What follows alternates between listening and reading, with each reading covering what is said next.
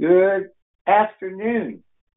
This is Ellis Starr of Equibase Trackmaster Stats Race Lens, along with Craig Walker of the same, and this is going to be our Stats Race Lens on-demand webinar for Pegasus World Cup Day. We'll be doing a few of these over the course of the year, and probably some live ones as well as last year, but this one's going to be a little interesting. We're going to concentrate on a couple races on the fantastic Pegasus World Cup card and go over some features of Raceland since the last time we talked. I'm joined by Craig Walker from Trackmaster, my colleague in helping design. Hey, Craig. And before we get started, just really quick, I want to let everybody know that we have a 30% off special for Stats Race Lens on all subscriptions through January 1st, and this is for existing subscribers as well as new subscribers. So you can get a nice 9-day subscription to take you through the spring or even longer. And the promo code is all caps SRLJAN30. That is SRLJAN30. And that is the promo code for 30% off all Stats Race Lens subscriptions through the end of January. Now we're going to turn this over to Craig to talk about some of the really good new features added to Stats Race Lens since last time we spoke with everybody. Craig?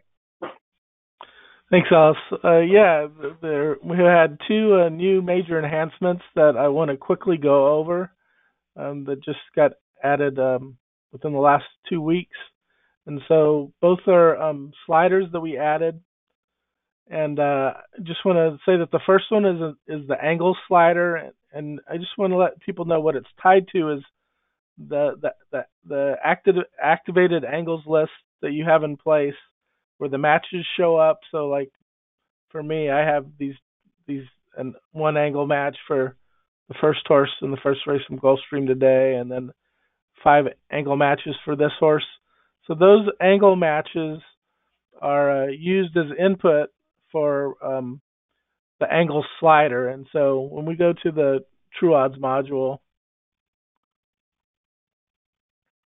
when we look at the just 1% probability factors, we see now this new slider that's called angles. So it replaced the situation slider. That situation slider we had before had very little impact.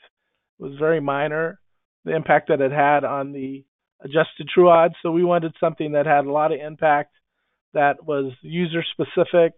So a lot of you who are creating your own angles now, your opinion and of what angles are important, whether they're positive or negative, they will now be able to affect the adjusted true odds and show more of your point of view, and it will be reflected there, so it'll be better for you as a user to use those adjusted true odds and use those for wagering. The way that I use it, because I spend a lot of time on angles, I always have my angles set to 5. So you can move it manually race by race like always. But what I did is I took all the sets that I previously had, and then what I did is I just duplicated them with a /angles for the name. And then what I did for all of them is that they were all previously set like this with situation as 1, but now I just set the angle slider to 5 and save it under the new name. And so that's why for me that was important, and I wanted all the time that I spent on the angles to be reflected in adjusted true odds. And so that's the way that works now. And then whenever there's a match, it's already set that way, so I don't have to do anything manually. Once I set the filters, it's always going to be reflected in the adjusted true odds. And then I always I sort on the adjusted true odds and then try to look for wagers that way, different aspects of it. Let me go to the other slider that we added is the track condition, and just as with any of the sliders on a race by race basis, you can move it manually wherever you'd like to. What this does is when there's a sloppy track or a muddy track, or you have a yielding or soft turf course, the Stats Racelands team put together some algorithms that look at previous races for these horses in those types of conditions, or how the jockey or trainer or sire or dam has done, how their offspring have done in the past, or how they have performed in the past, and that gets adjusted as well. And so for this, I just want to quickly go to, I know today that the races at Laurel are on a sloppy track. So just quickly look at this. So when I go to Laurel and I click on the true odds,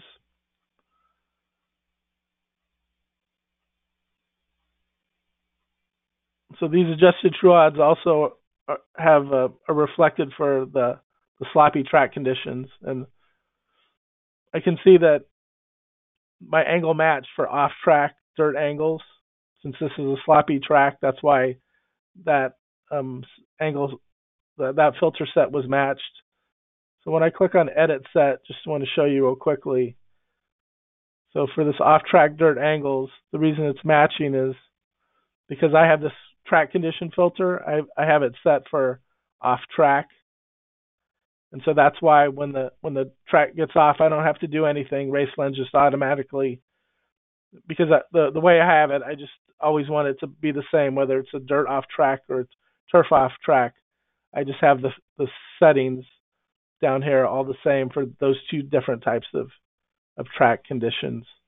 So that's how that works. And so I just wanted to pass that along before we started this card, because those are two important things, and especially if you're an angle user, or you need to make last minute adjustments for off tracks, Racelands will do it quickly and easily for you. So now I'll pass it off to Ellis so we can. Yeah, go ahead. Well, before we do that, real quick, Craig, go back to the adjust win percentage probability factors and just hover over the little eye. Some people don't remember that anytime you have a question on what something means, when you hover over the eye, it reminds you of what that is. And then, of course, don't forget, we'll discuss it at the end as well. But if you have questions about setting these sets up or what they mean, just drop us a line. It's statsfeedback@equibase.com. And Craig or I, or one of our other great members of the team, will try and answer it as quickly as possible. That's statsfeedback@equibase.com. Okay, so I'll pass it off to you, Ellis, to kick off.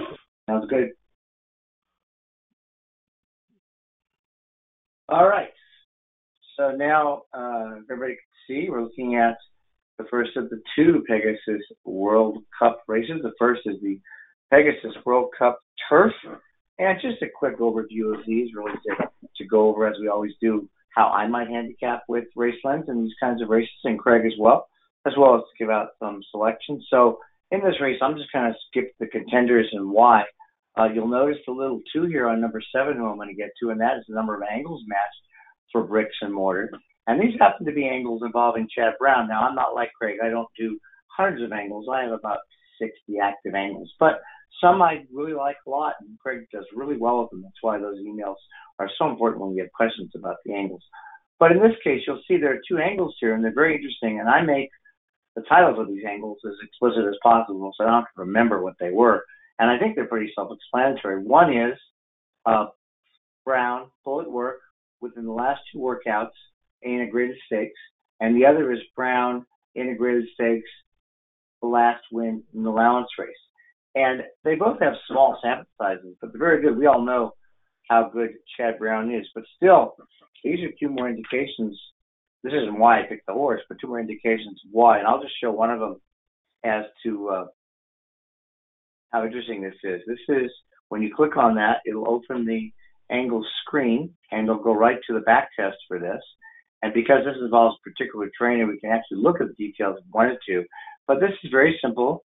It's a workout of 4 furlongs or more in the last 2. Chad Brown is a trainer, and today's race is the greatest stakes. And you can see That's 40% on 35. That's 14 for 35. Very few seconds and thirds, but a really, really sweet ROI of 32%. The other one is just as much. And using the breadcrumbs, we can get back to the PPs. And Bricks and Mortar is just an interesting horse. For me, he had run really well early in his career. Waiting for this to come back up. Here we go. Back to Bricks and Mortar. And he had run very well earlier in his career. Let me scroll down to him.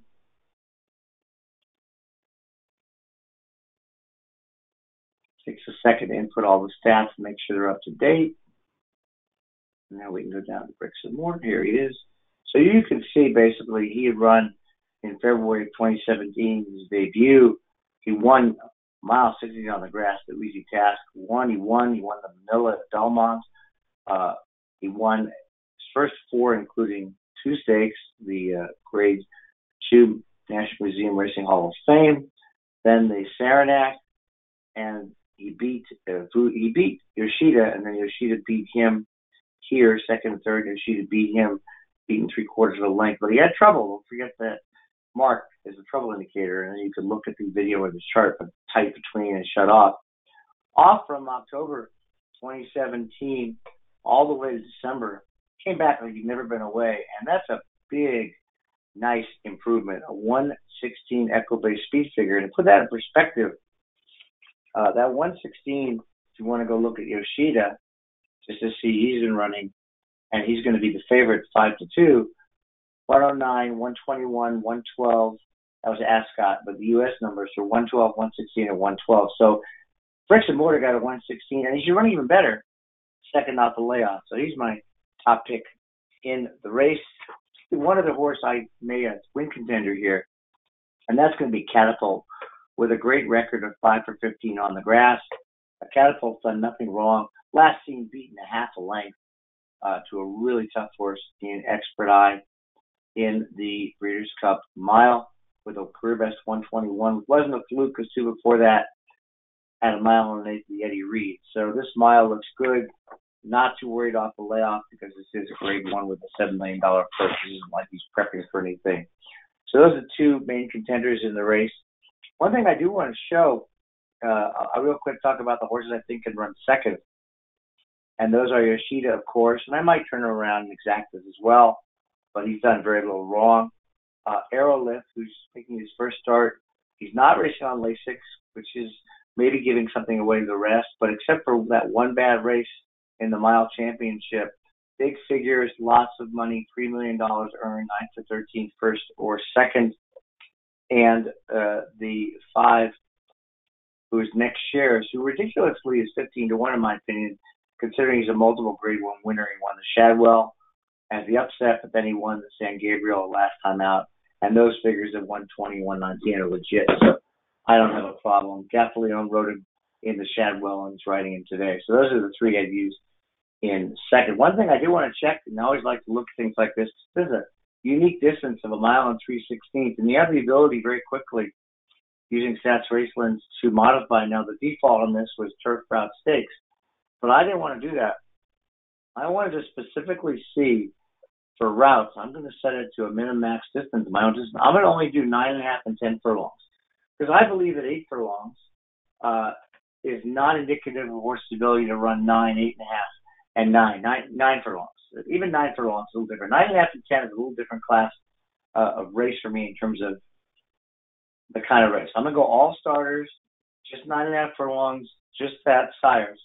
And what's really interesting here, because I had already handicapped, but I decided to check this, is when this first comes up, again, it doesn't take very long at all. When you click on show all, you can look at all the sires in the field. And again, about 30 seconds to run through hundreds of thousands of races. And it'll show them all, maybe a minute in this case. Ran a lot faster this morning, unfortunately. That's all everybody. I may have to go back and start it again. We'll see. Just want to get this quick so everybody can see it.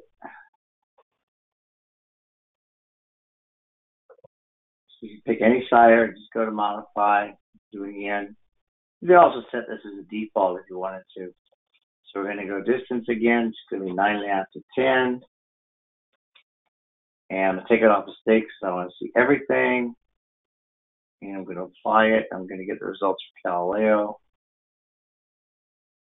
who's the sire number 1.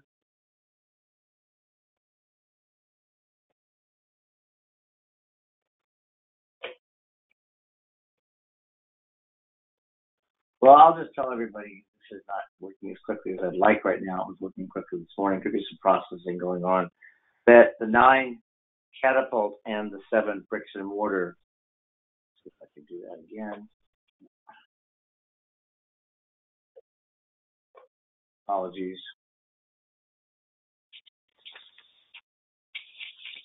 The 9 catapult and 7 bricks and mortar.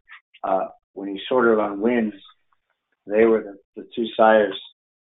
Giants Causeway Bricks and Mortar and Kitten's Joy Catapult had the most wins at exactly 9.5 to 10 furlongs. So that's what I wanted to go over in this race, and then I'm going to kick it back to Craig, and Craig's going to share his thoughts on this race as well. Okay.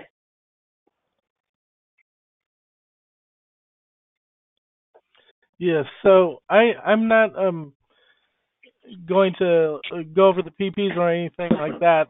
A lot of times in Racelands, I just go directly to the True Odds module, to the True Odds screen, and I'm gonna use that to make my plays, especially now that the angle slider is in place.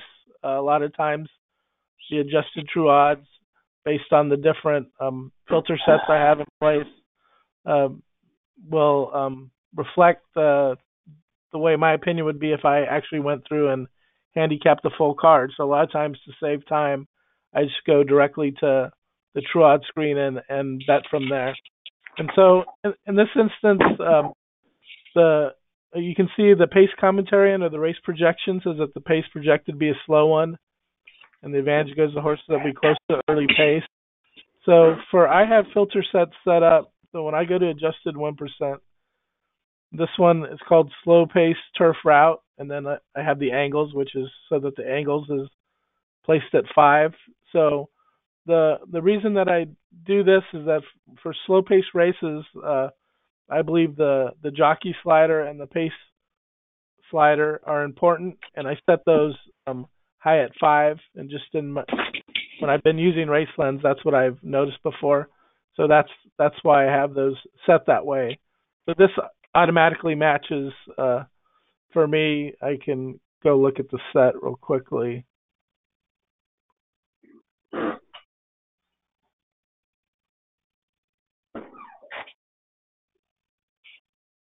So this slow pace turf route, when I look at it, see over here there's the different types of pace that you can select. So slow paced is the one that I have. So when it's turf and it's a slow paced race, that's when it's gonna to use this set of sliders at these settings to show the adjusted True Odds in Racelands. So then what I just do is I just sort the column so that it brings the horses that adjusted True Odds are the lowest. And so Catapult is the top choice, and just behind him is Channel Maker. So those are the 2 horses that, and if you're playing pick 3s or pick 4s, those will be the 2 that I would key.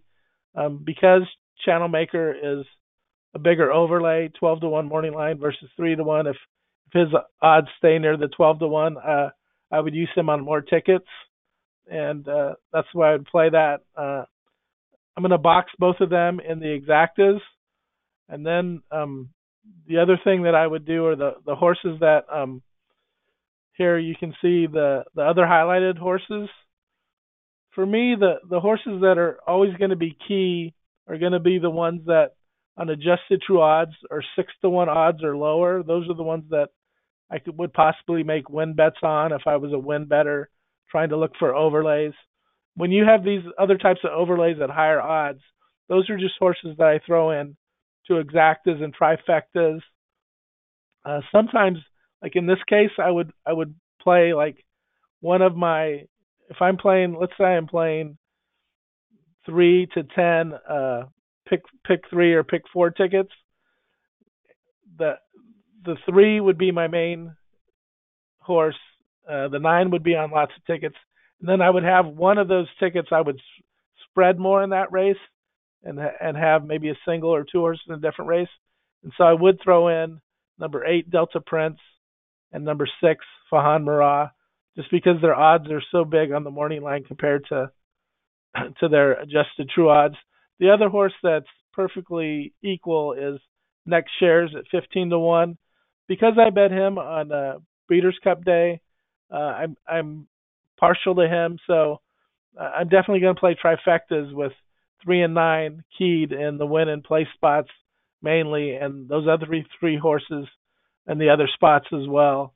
And so try to hit trifecta and then maybe even a superfecta, play that way. So I'm going to use my main contenders with those three other horses, and that's the way I'm gonna play the race. So I'll pass it back to Ellis so he can look at the Pegasus Dirt race.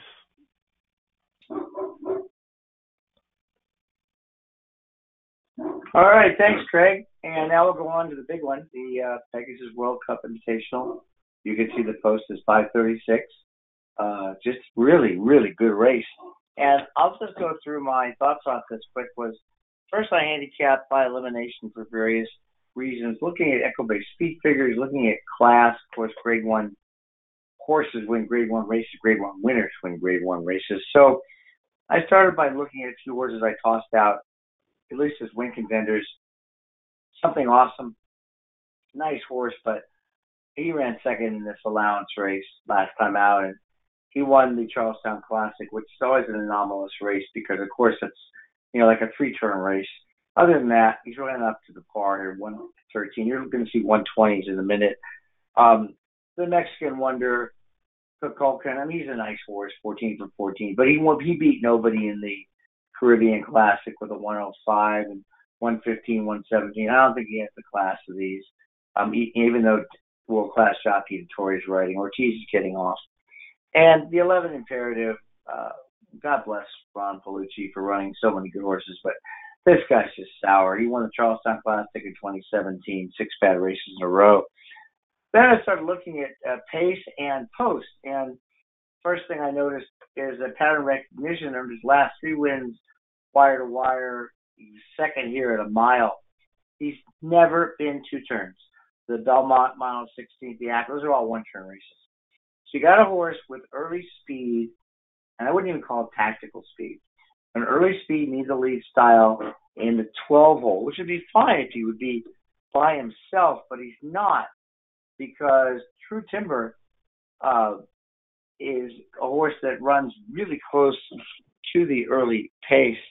And City of Light is definitely a horse that I don't think they're going to take back. He did run second here, but with Castellano wire to wire, I think he's just so fast with these 111 Equibase. I have my set for the leader in the horse. That's him in this case. These figures are just so fast when you go back and look at pattern recognition. City of Light has an over barrel. So pattern recognition is going to be like an early horse in the 2, and he can't sit second. It's just not in his style. I think he's going to go wide and lose ground. So I kind of tossed him. True Timber I'm going to come back to as an exacta possibility. City of Light could maybe rate if pattern recognition goes, which is fine as well. So I'm not tossing him at all. But I look at all the horses, what they've done, and I look at the record of the horses in this kind of level. When you look at Accelerated Course, who, except for getting beaten by City of Light here by a neck, would have been 7 for 7 last year.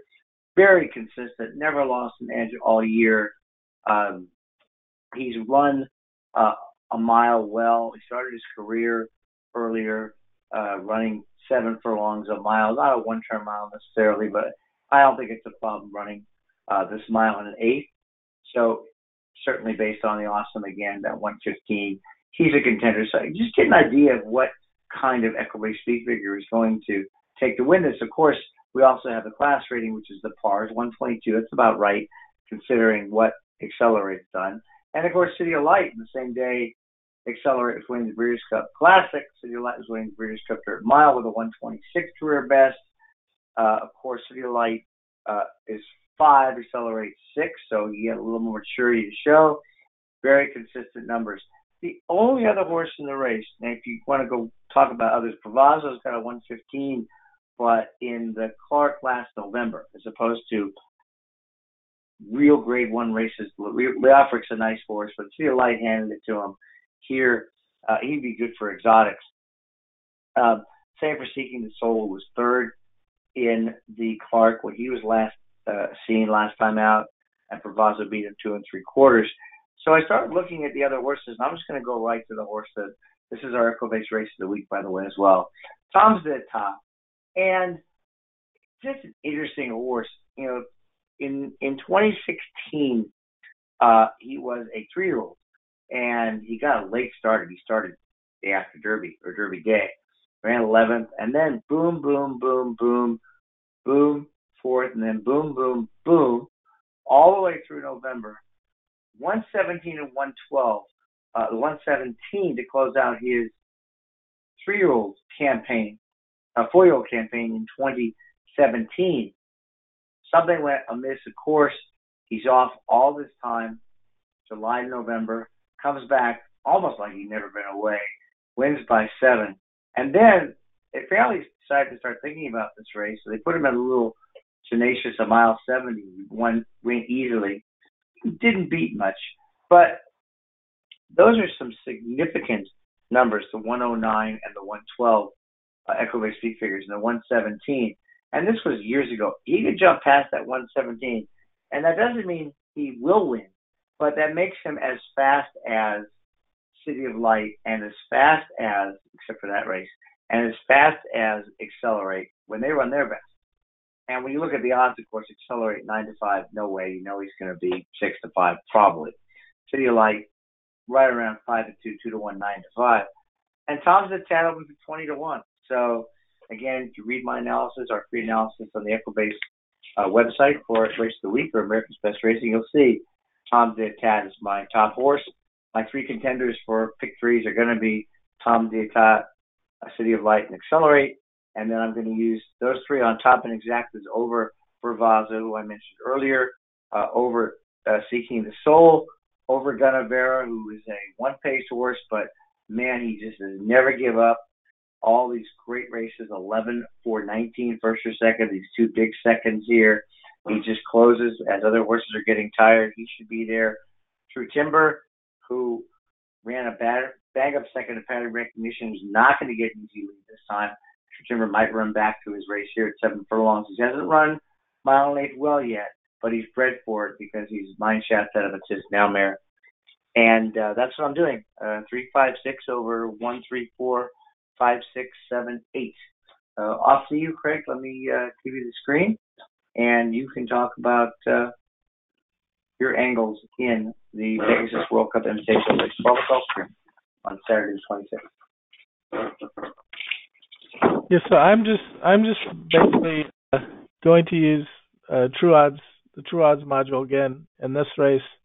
This race also came across as projected to be slow. So when you look at my match, it was the slow-paced dirt routes this time, and so when you look at the early pace, like Ellis pointed out, City of Light is likely to go to the front. If the 12 does try to go, like Ellis said, I mean, the 3 will have him measured, so I don't think he's going to really worry about it too much. So I don't think that it's going to be too bothersome. And Accelerate, of course, always has a high motoring speed too. So even though he may be 3rd or 4th, not 2nd early on, like he's shown here, he's going to be right there in contention. And so both of them, that's going to make them tough to beat because you can see that just pattern recognition is the only horse that has an early designation in City of Light. So there's not going to be any type of crazy speed duel or anything like that. There shouldn't be. So when I'm looking at the overlays, I see that City of Light is 2-1. I mean, he's going to be a heavy key for me. I'm going to play him in all of the spots. Accelerate, like Ellis said, he's probably going to be lower odds than this. So I'll have him in my my trifectas and superfectas, but he won't be a key component of it. I'm really going to try to beat him. So the other horse that I'm going to key some in pick threes, besides City Light and Accelerate, or the other pick fours, pick five, is Seeking the Soul. And it's just because he has adjusted true odds of 6-1, and his morning line is 12-1, and he's going to have a lot of value. So I'm mainly going to put City of Light in and play the rest of these horses, True Timber and Tom's D'Etat, like the other one that Ellis liked, and just play trifectas and supers with City of Light mainly to be the one who's going to hit the board. I'll have some saver tickets with Accelerate in the second and third hole just to try to cash something in case one of these big odds horses wins and City of Light for some reason doesn't run this race. But that last race in the Breeders' Cup was so good. I was a believer of him that day, and I'm still sticking with him. At a mile 8, he beat Accelerate before, and it looks like he's improving right now. So there's no reason to think that he can't beat Accelerate again. So it should be a really good race for the last one of Accelerate's career. And the other one thing I just want to mention that I like about all the horses that are here at the top is because they're 3, 4, 5, 6, and 7. I think those post positions, because the turn comes up so fast, the first turn at Gulfstream Park, that they're going to have an advantage there as well. So that's the way that I see the race. Hey, do me one favor, Craig. Sure. That's $5 to win on Tom's D'Etat, just in case I'm right. I don't want you kicking yourself later. Sure. No. Yeah. I know. I mean, the thing is, I mean, if he wins, I'm hoping that like City of Light runs second, and then any of the other ones runs third. But I know how that sometimes goes. That you have the winner and you don't have the rest of it. So, I try to swing for the fences more than worrying about just the win bets. But sometimes it's worth it just so you don't pound your head against the wall. I know what you're saying. And I'm with you on City of Light and Accelerate. And I wasn't really looking for a price of Tom's D'Etat. He just jumped out at me as a not a wise guy horse, kind of under the radar horse that doesn't look like much because he's been off so long. But you never know. I mean, 2 races from now, we could be talking about him in the same breath with the likes of Accelerate, who will be retired, of course, and City of Light and some of the big handicap division horses. You just never know. And I got to mention this. And I'll admit I'm not a football fan, but I did say it in my analysis. Tom's D'Etat is owned by GMB Racing, which is Gail Benson. And, of course, Gail, along with her husband, Tom, who the horse is named after, own the New Orleans Saints. Gail, of course, still does. And for those that are upset about what happened last week, you can get some justice here, betting a few bucks on Tom's D'Etat at probably 20-1. So we just know. So in conclusion, I want to thank Craig for all his help, and thanks to everybody that is going to be watching this. Don't forget, we have a great special going right now, 30% off all Stats Race Cleanse subscriptions, everyone, quarterly, monthly, annually, 30% off through January 31st. And when you go to purchase at checkout, enter this code, all caps, SRLJAN30, to get your 30% off. Good luck to everybody on Pegasus Day. And don't forget, send us email at statsfeedback at Equibase.com or on Twitter at statsraceland, and we'll answer your questions. Good luck and goodbye.